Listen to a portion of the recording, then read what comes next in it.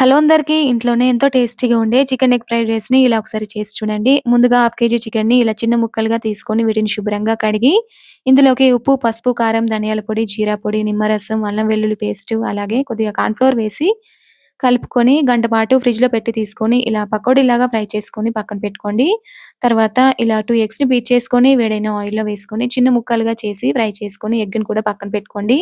ఇప్పుడు ఇదే బాండీలోకి మరో 2 స్పూన్ల ఆయిల్ వేసుకొని సన్నగా కట్ చేసుకున్న వెల్లుల్లి రెబ్బలు, క్యాబేజీ, క్యారెట్, బీన్స్ ముక్కలు వేసి ఫ్రై చేసుకున్న తర్వాత ముందుగా ఫ్రై చేసుకున్న చికెన్, ఎగ్ ముక్కల్ని వేసి కలుపుకొని వండుకున్న రైస్‌ని కూడా వేసుకొని రుచికి తగినంత ఉప్పు, కారం వేసి కలుపుకున్న తర్వాత ఇందులోకి 1 spoon vinegar, 1 spoon soya sauce, 1 spoon green chilli sauce, అలాగే 2 స్పూన్ల టమాటా సాస్ కూడా వేసి సాస్‌లంతా బాగా కలిసేలాగా కలుపుకున్న తర్వాత ఫైనల్లీ స్ప్రింగ్ ఆనియన్స్‌తో గార్నిష్ చేసుకుంటే ఇంట్లోనే ఎంతో టేస్టీగా ఉండే చికెన్ ఎగ్ ఫ్రైడ్ రైస్ అయితే రెడీ అవుతుందండి.